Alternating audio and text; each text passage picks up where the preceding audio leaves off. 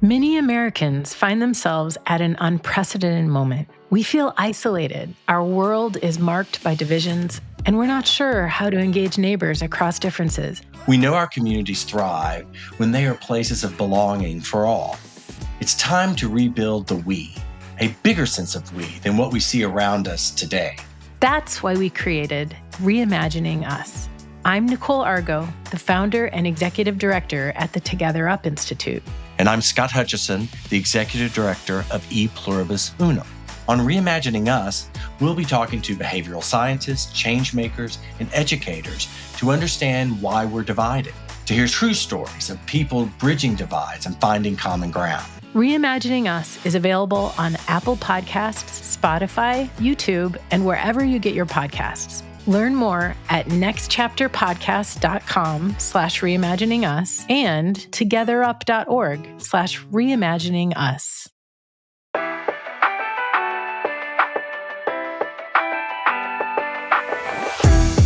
From the studios of the Optimism Institute, welcome to the Blue Sky Podcast. I'm your host, Bill Burke, and in every Blue Sky episode, we'll be speaking to leaders, researchers, and thinkers whose stories and insights will remind us that there is always blue sky above. Sometimes you just have to get your head above the clouds to see it. As we've discussed on past Blue Sky episodes, many of us spend many hours in our workplace. And as a result, the environment there can have a huge impact on our sense of well-being, hopefulness, and optimism. My guest today has spent much of her career researching, writing, and teaching about workplace dynamics and how to make them better. Her name is Amy Edmondson, and in addition to being a professor at the Harvard Business School, she's authored 7 books and more than 75 articles and case studies.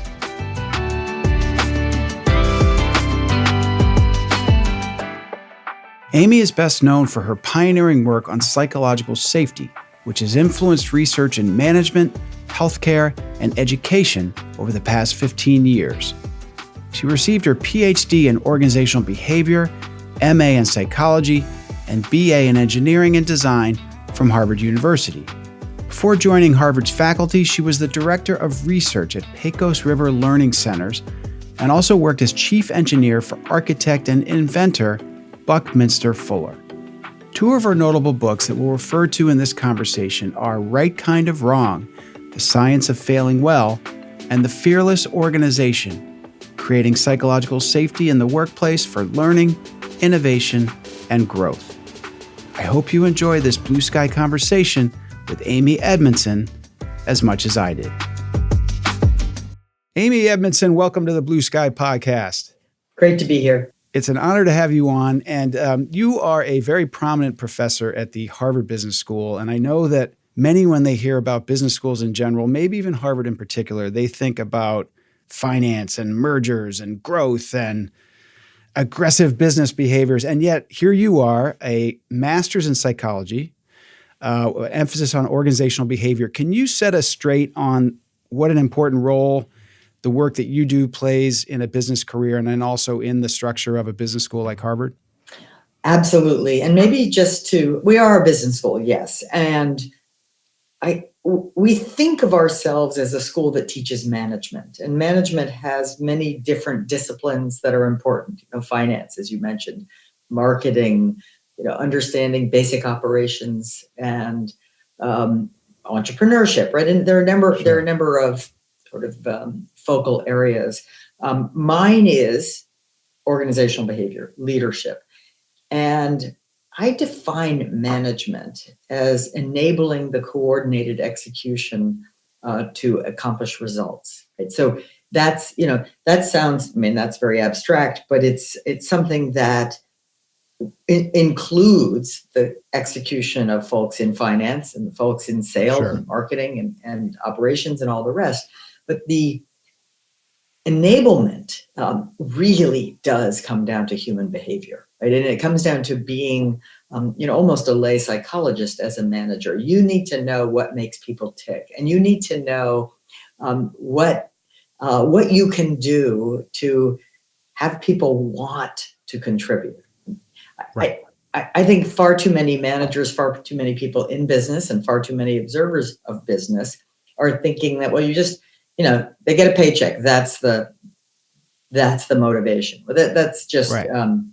Quite simplistic and really largely inaccurate. Right? So it's Yes. people can do more or less. They can work smarter or harder based on, wait for it, whether they want to. So the real question becomes what makes them want to. And I think that's the heart of being a good manager, is knowing what people want and need to enable them to be at their best. I love that. I people listen to this podcast know I haven't hidden the fact that I went to Harvard Business School many years ago. My organizational behavior teacher, By Barnes, who you may have known, I did. He said at the beginning of class, he said, this is the most important class you're going to take in your 2 years here at Harvard Business School. And I can tell you, in a lot of people's minds, they rolled their eyes either literally or figuratively.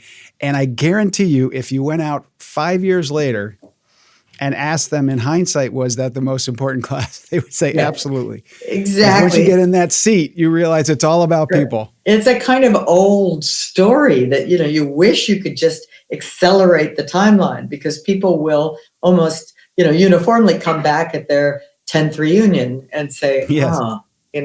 I wish I'd paid more attention in OB, right? Yes. They never thought they'd hear themselves saying that, because of course finance is what matters, et cetera, but it's absolutely a truism. So there's a lot I want to cover with you, because you've written so many interesting pieces and books. And one of the concepts you have espoused and are known for understanding and writing about is psychological safety. You wrote a book called The Fearless Organization. Again, psychological safety can sound a little soft to people, but let's talk about what it is and why it's so important, and how do you define it? So what it is, and here's my headline, it's a sense of permission for candor.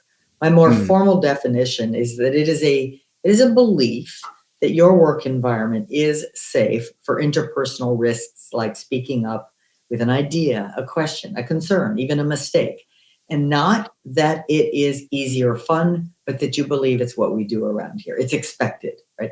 So it's permission for candor. It is not, I know, and I apologize, right? It sounds like it's going to be soft and comfortable. That's just not what it is. I mean, my initial research on this topic was about medication errors, and I just discovered a profound difference in norms around whether people reported errors, whether they spoke up about things that went wrong. And the most basic level, I thought, if we can't speak about error, we can't learn from it. And I don't think it's possible to say, oh, well, let's just not have them. Right. We are, after all, fallible human beings. There will be mistakes, right? So this was just this early insight that I stumbled into. But if there are differences, like across groups, in their norms about speaking up about something as sensitive and challenging as error, well, that has real implications and for performance, for learning, and sure. And so it's been a source of frustration to me that people kind of hear the term. I understand it, I get it, I don't blame them, but hear the term and think this is something soft or comfortable, letting people off the hook. It's just not what it's about. Yeah, I have read the book Radical Candor as well, and it is not easy. It's no. In fact, in my business career, that was the thing I was worst at, was really being direct with people, and I would get all soft in the performance reviews, and everyone should just get along and be happy. I think too, the more hierarchical an organization, people feel like, well, I'm 3 rungs down, so if I see something the CEO did that I don't agree with, who am I to speak up? Or if I do, I'll get my head cut off. Can you talk about the hierarchy? And also culturally, I know a physician who used to do pro bono work in China, and he talked about the operating room in a culture where not only is the physician up top and the nurse is subordinate, there's a lot of that here, but culturally you do not speak up. And so nurses would be seeing these awful things happening to a patient that the doctor's missing, and they don't say anything. Right. So that's a huge question, but if you could talk about that. Let's start with hierarchy, because that's really in a way what it's all about. That was where the original research, sort of yielded its insights, which is, well, first of all, I haven't been in too many workplaces where there isn't a hierarchy. Of course, right? sure. Maybe in a self-managed team or two here and there, but by and large, we have hierarchy. Sure. And I like to say that hierarchy is not a problem, but it is a risk factor, right? Yes. It's what you need. I'm not saying get rid of your hierarchy. I'm saying be aware that your hierarchy creates risks with respect to the value you're trying to produce, whether that's, patient care or, some fabulous products or services that you're supplying to customers. And what are the risks? Well, the risks are, and we know this very well, that when hierarchy is present, those lower in the hierarchy will just naturally feel, unable to speak up with anything that smacks of dissent or error or failure or weakness. Yep. They will just think twice. And then in a great organization or a great climate, they'll say, oh yeah, but wait a minute. I'm aware of what's at stake, so I'll speak up even though it's uncomfortable to do so. So just know that hierarchy, whenever present, and it almost always is, will be a risk factor. Now, meanwhile, in some cultures, hierarchy is that much more meaningful. Like in the West, we care about hierarchy. Believe me, we do. Yeah. And in China or other countries with what's called a high power distance index, which is essentially how seriously do we take hierarchy in our working and social lives. And when that's higher, when we take it more seriously, then the silencing effect of hierarchy is that much greater. Now, that could lead us to say, okay, well, they're just in trouble. No, they're not in trouble. They just have a steeper hill to climb. Right. It is not the case that in a high power distance index culture, you cannot create psychological safety. But it is the case that you'll have to work harder at it. Yeah, and be aware that you have it in place, right? And keep your eyes and ears open for that stifled dissent, if you will.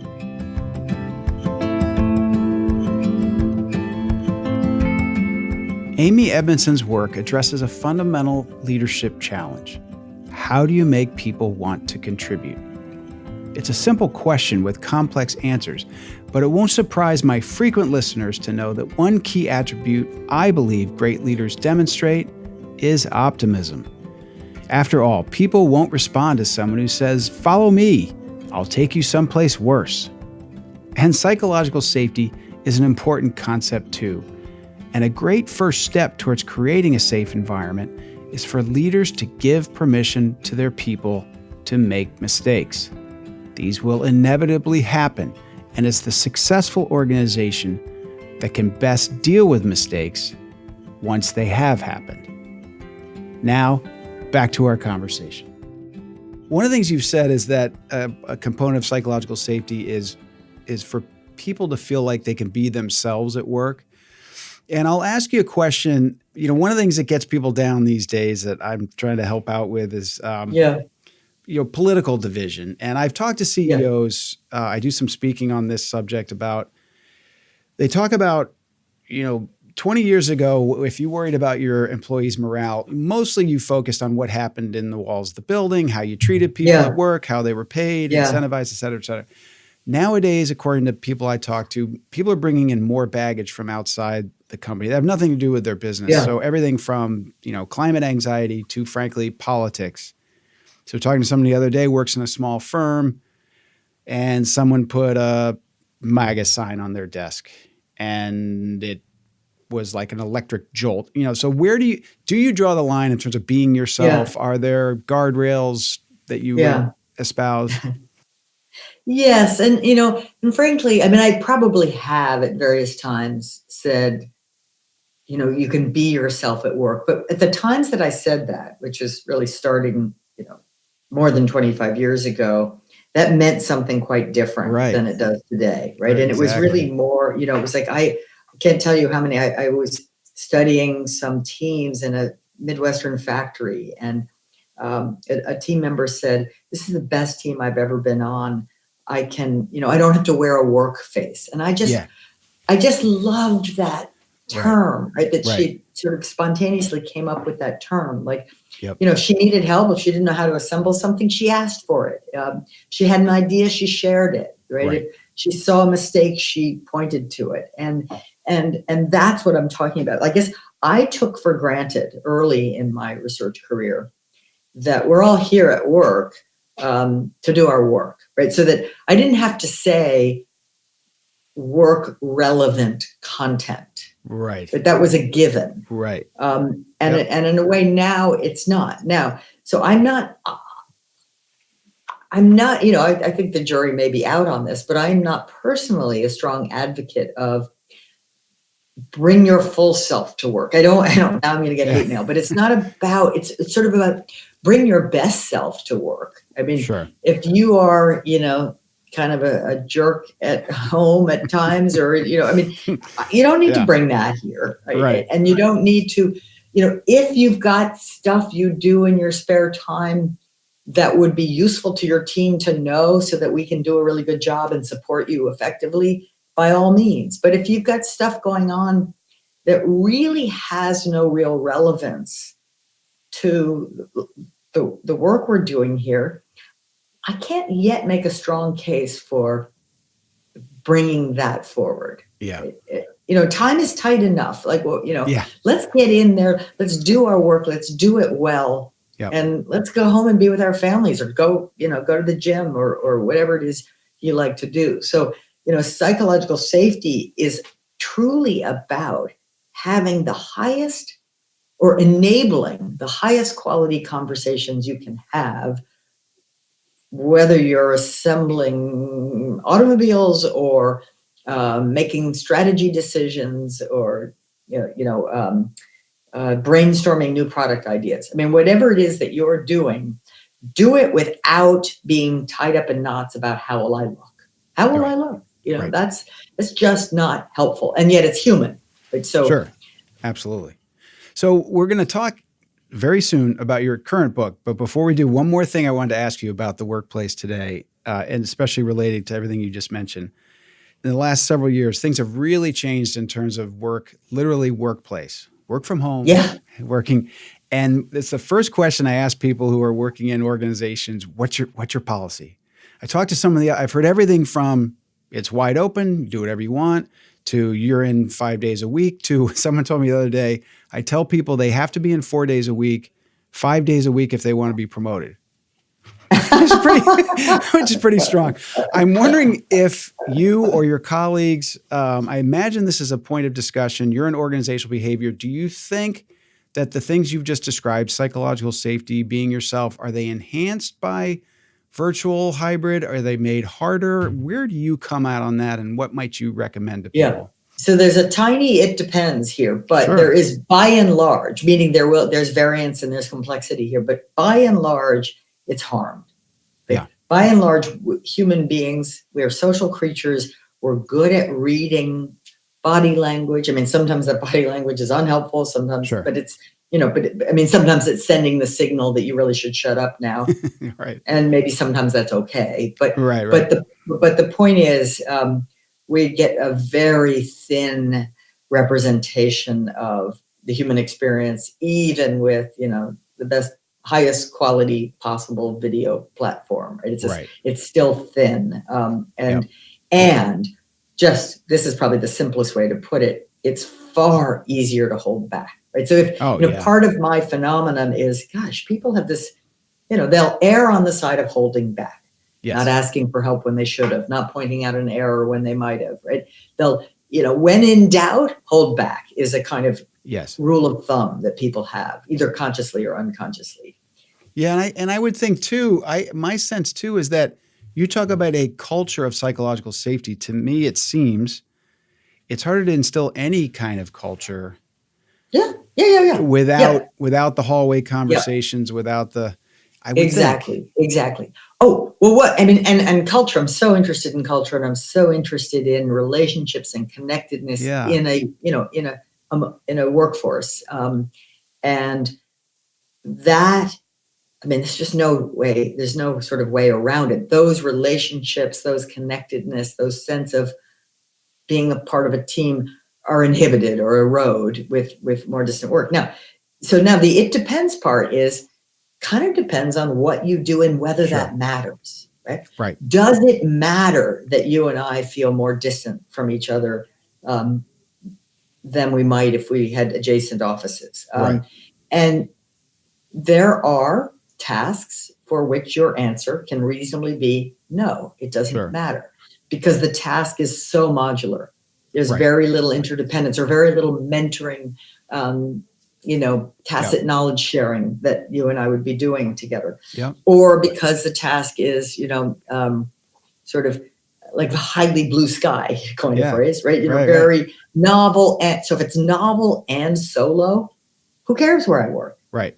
But if I'm doing a task that is sort of, highly interdependent, and particularly the interdependence crosses functional and or hierarchical lines, then our distance really matters. So I'm not in favor of sort of a one size fits all, but I am in favor of letting the nature of the work or the nature of the mission be in charge. Right? This isn't a kind of, okay, I want this, so I get this, right? I think that's a great way to describe the customer's needs come first. Yeah. And then laying over all of it is if you can take a frustrating, unpredictable 1 hour commute out of somebody's day, there's psychological benefits to that. So I think it's going to be a fascinating conversation these next several years. And it's remarkable. If you think back 5 years, this wasn't a conversation. And it wasn't. The trickling outcomes of the COVID pandemic are continuing to be felt, and they're fascinating.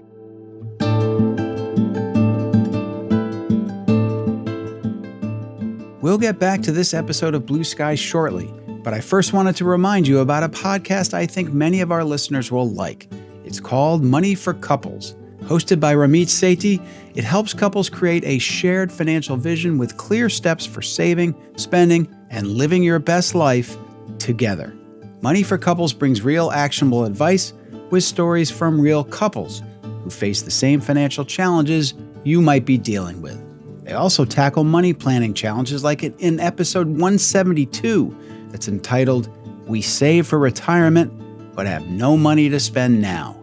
Since financial challenges are some of the thorniest that couples can face, we appreciate this podcast's ability to help people through them. Check out Money for Couples wherever you get your podcasts.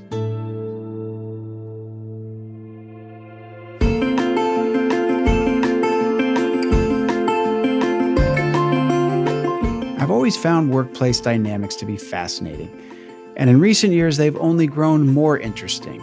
Between the movement to work from home arrangements to politics in the workplace, it's a challenge to understand what the best setup is for different employees in different types of organizations.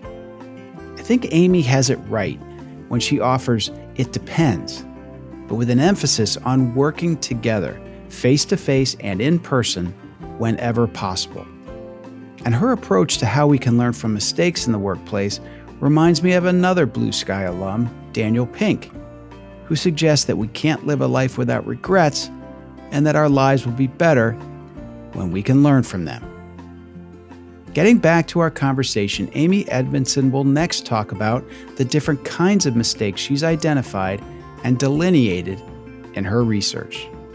Okay, so let's talk about your most recent book, The Right Kind of Wrong, The Science of Failing Well.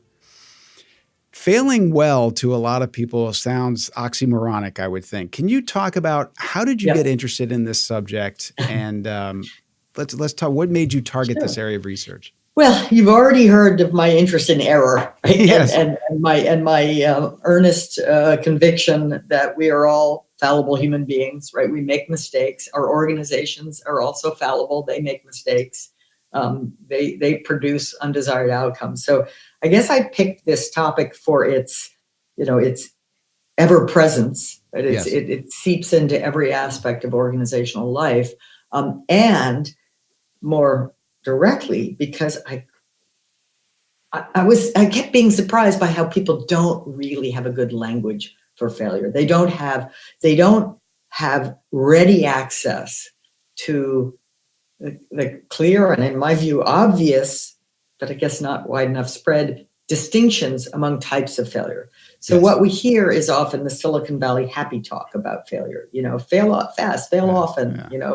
Learn faster, whatever. Like, that's all great, right? And then we hear, I'm sorry, I live in the real world, and over here, failure is not an option, right? Right. And who's right? Well, they're both right. It depends. Again, it's all about context. If you are, a scientist in a laboratory, you should be getting those experiments done as quickly and smartly as possible and accepting the inevitable failures that come your way. That's how you make progress. That's how you someday get a Nobel Prize. Right. But if you are on the automotive assembly line or piloting a 747 across the continent, that would be terribly bad advice. Yes. And this is obvious, what I'm just saying. But it seemed to me that there was a need for a kind of a clear and simple framework for thinking about the different kinds of failure, and then just quick access to the best practices, both for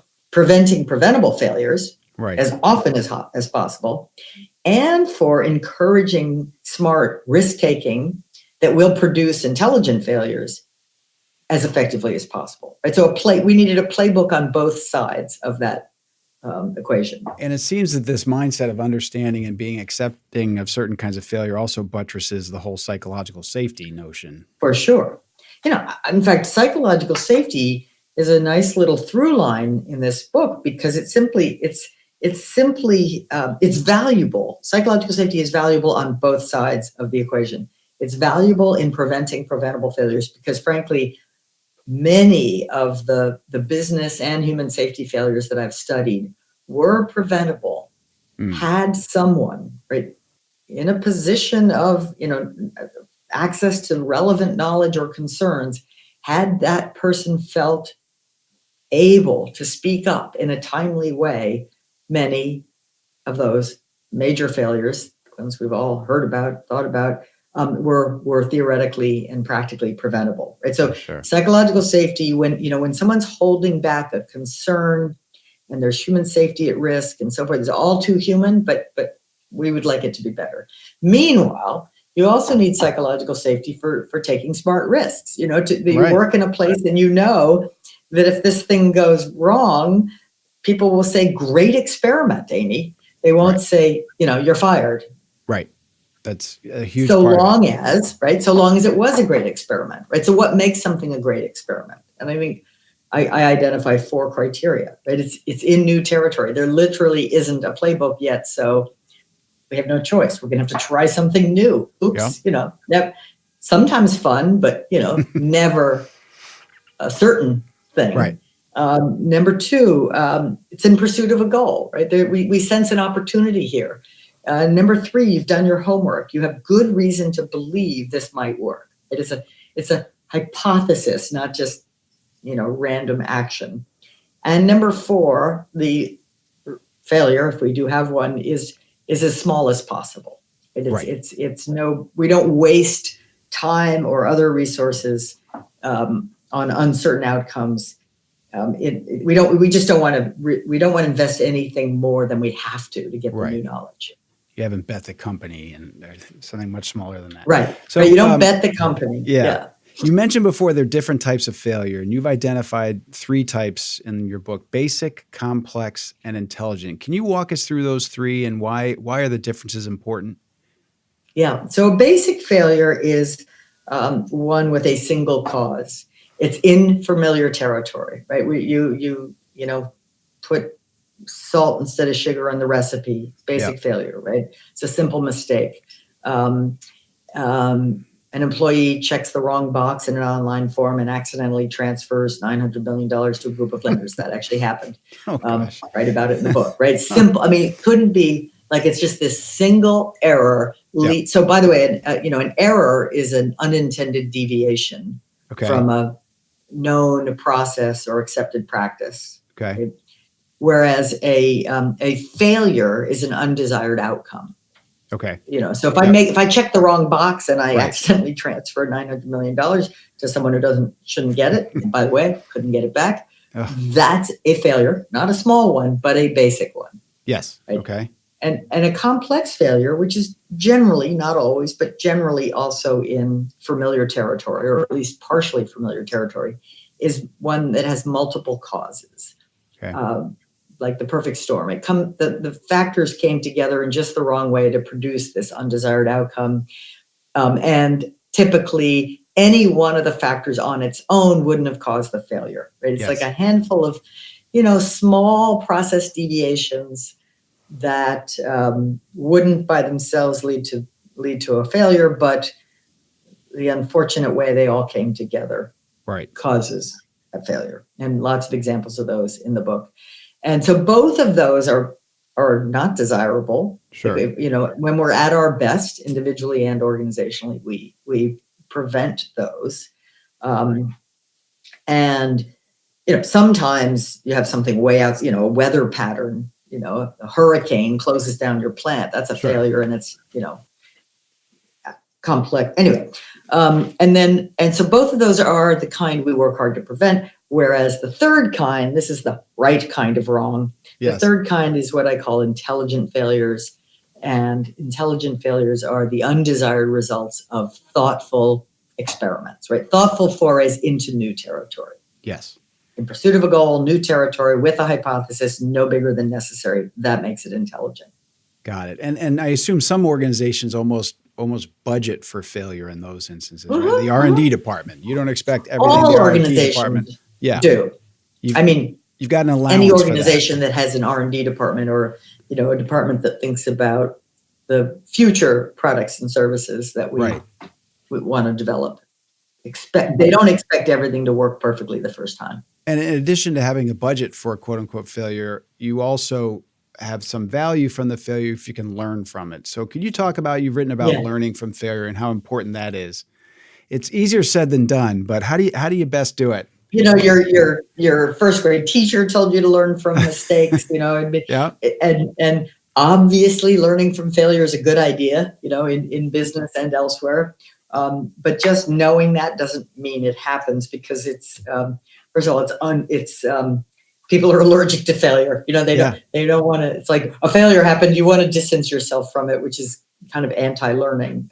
So I like to say, you've paid for it. You might as well get your money's worth, right? Learn from it. And learning from failure is a kind of a psychologically difficult process, because it means we have to confront it. We have to sort of really look at it honestly.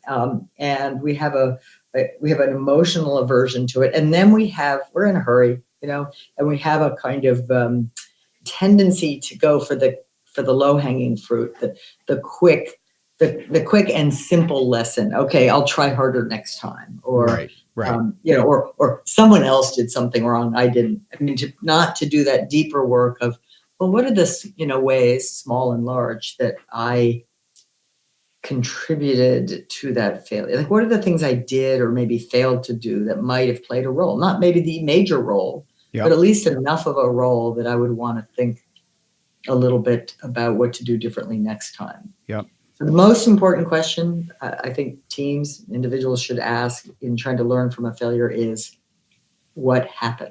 Right? Force yourself to say what happened before you go to what caused it, who's to blame, but just tell the story. Allow the failure to tell its story, so then we can look at it with fresh eyes and say, here's where some of the factors were, and here's where some other factors were. Right. And sometimes I suppose that you realize that the factor was something very small and fixable, and you could turn it around again next week and do it successfully. Or you might decide this is never going to happen because we can't fix these 5 things. It's always going to fail. You also talk about reframing failure. And I was very lucky in a number of ways. I spent a lot of my formative career years working at Turner Broadcasting with Ted Turner. And, someone like that, one tends to focus on, he successfully launched CNN. He successfully did this. People have no idea how much failure. And when you work there, he talked about it all the time. Oh, good. And when he was a young upstart sailor, for example, he winds up winning the America's Cup. He was terrible when he started. And he used to say to people, and then he later said this when the Atlanta Braves were losing 100 games a year, he'd say, "We're not losing, we're just learning how to win." Oh my God. How fabulous. Yeah. And so you're in this culture where, we tried all kinds of startup. I worked in new business development. We tried all kinds of stuff that never worked. It didn't get headlines. It just didn't work, but we kept trying. And I think that's I'm not losing, I'm learning how to win is a very simple way to say, look, again, don't fail recklessly. He wasn't happy if you wasted a bunch of the company's money. Don't be but sloppy. You're going to lose. Yeah. Yeah. No, each chapter of the book has a sort of a quote that I open with that I think is most relevant for the chapter. And the last chapter, which is Thriving as a Fallible Human Being, is a quote from Billie Jean King that says, losing a tennis match isn't failure, it's research. Exactly. It just speaks exactly to what you're saying. Same idea.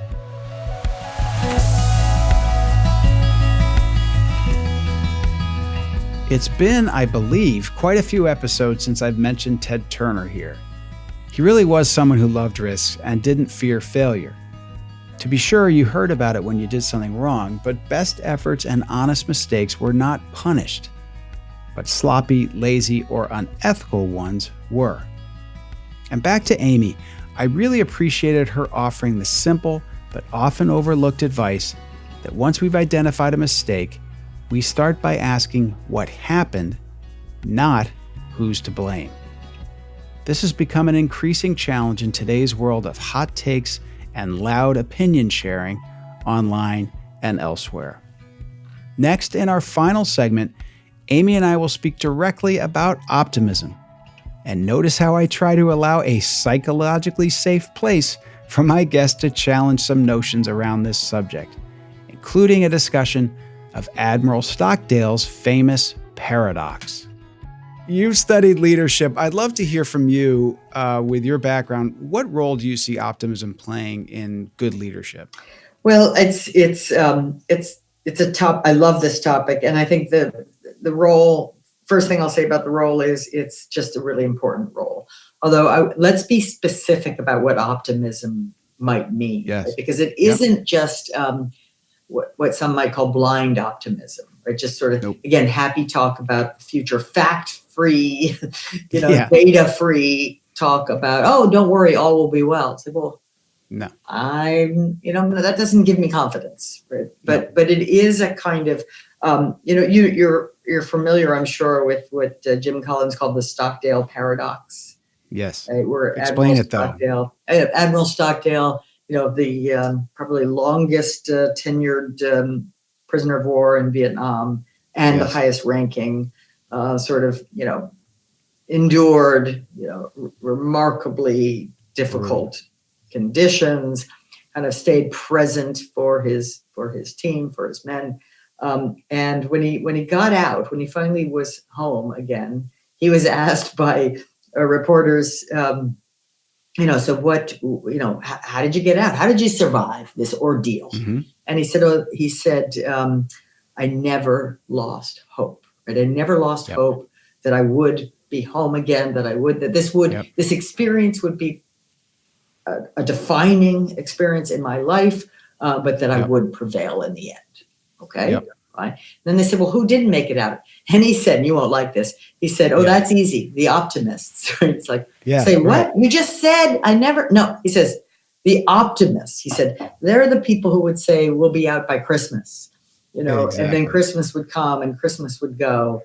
And, they say, oh, we'll be out by Easter. Easter would come, Easter would go. And he said, it died of a broken heart. And the distinction he was trying to make, which I really do like, and this is where the research comes in, was that you can't just be optimistic. You have to hold on to hope and, at least give some rationale for it, even just given the strength we have or the purpose that we serve. I am hopeful that we will see it through, right? That we will prevail. So it's a positivity, but it's not a fact-free assertion about future events, especially with the specificity. I mean, what is it about our situation that suggests Christmas has anything to do with it? Right? Exactly. Nothing. And I'd add, Amy, what suggests, I also think that my own definition of optimism, there's a role that the optimist has to play, right? You think tomorrow's going to be better than today, but you have a role in making it so. And the problem, I think, in the Stockdale situation for the people who he just finds as optimists, which I think is accurate, they have no control over getting out in December. It's completely out of their hands. So they just sit there and say, oh, we're getting out in December. well, come on. Hope in that case is a very active thing. It's like, I might not be able to control this, but I'm going to believe it's going to happen for these, it's an important and it's an interesting distinction. No, that's exactly right. And it's a bit the famous Viktor Frankl quote, which is, between stimulus and response, there is a space. And in that space, lies my is choice. And, the only thing we control is how do we respond to whatever life is throwing at you, Exactly. whatever the market is throwing at you, right? Exactly. You can respond, well, this stinks. Well, yeah, it does. But, what are we going to do about it? Like, where do we go from here? So you choose that. You choose how to think. And so what we decided, what my two wonderful colleagues, Michaela Karasi and Ingrid Nemhard, we decided during COVID to measure, these folks in New York City, in in hospitals, among the worst, most challenging times. Awful. We asked frontline care providers to rate their frontline leaders on, 3 items measuring optimism and 3 items measuring realism or transparency. They'll tell us what's really going on. They'll sort of be open about the facts. And the optimism is, they give us hope that we'll get through this, right? And what we found was, wonderfully, that the 2 measures are somewhat correlated, but there are plenty of people who are high on realism, but not on optimism.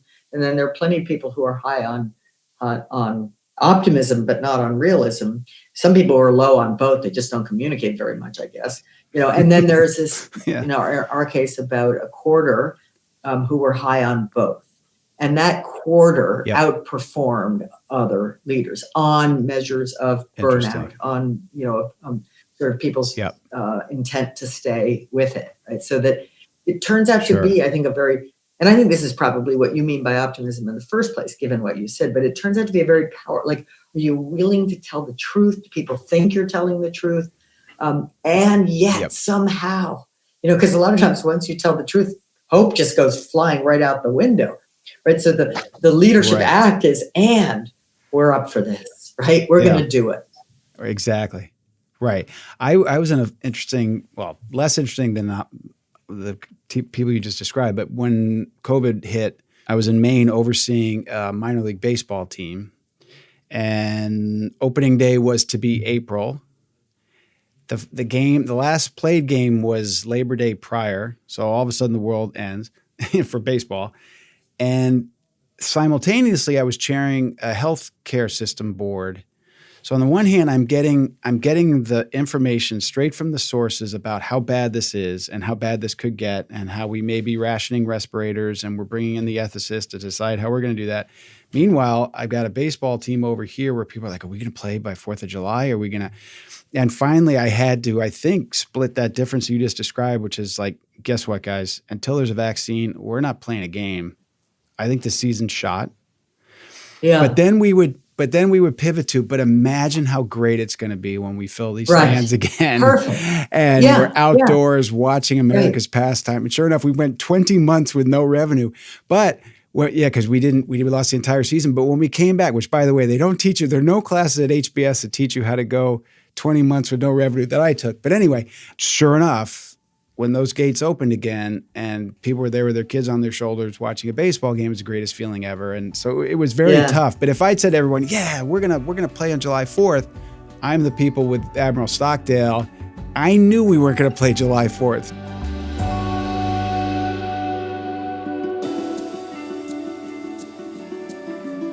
You are in the position of teaching young people, younger than I am certainly, who are aspiring to get into business.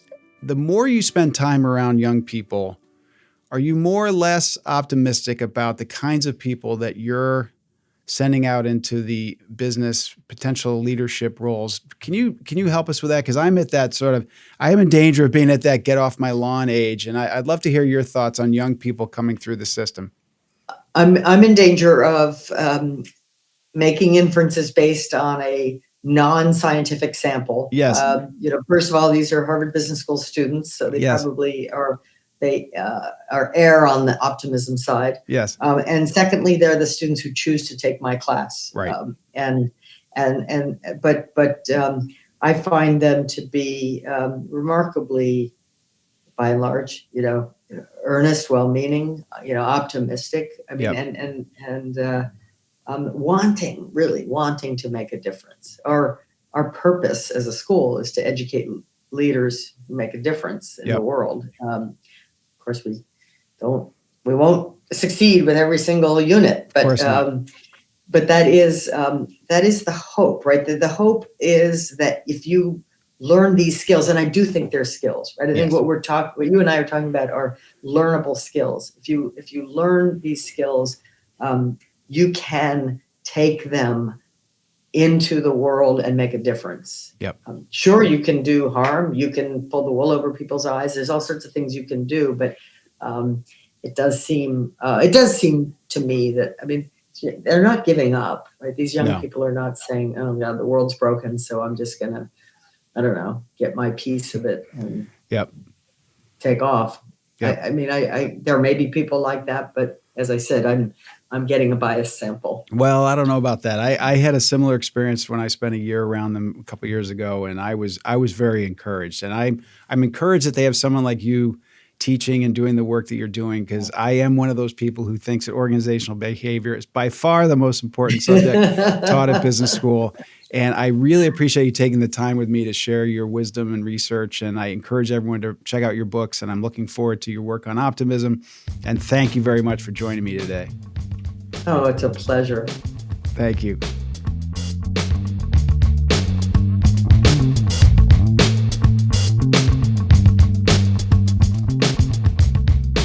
I'm glad that Amy mentioned the Stockdale paradox. It's a fascinating concept which I embrace and settle in with the notion that while it's helpful to be high on optimism, of course we need to inform this outlook with healthy doses of facts and reality. As the Admiral pointed out, there was no particular logic to a prisoner homing in on a date like the next Christmas for their release.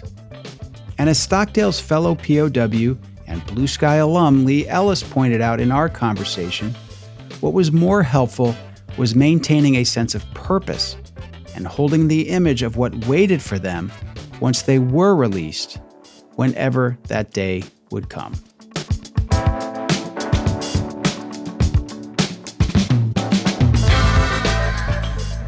I hope you enjoyed this Blue Sky conversation with Amy Edmondson. Before you go, please consider giving us a rating or review. We appreciate the feedback, and these also help us bring new listeners to our show. As always, my thanks go out to the team at Sound On Studios for their incredible help with editing and mixing this and all of our Blue Sky episodes. You can learn more about their work at soundonstudios.com. And all graphic design and cover art for Blue Sky and the Optimism Institute are provided by Crush Graphics. That's Crush with a K, if you'd like to check out more of their fantastic work online. Until next time, I'm the founder of the Optimism Institute and host of Blue Sky, Bill Burke, and I thank you for listening.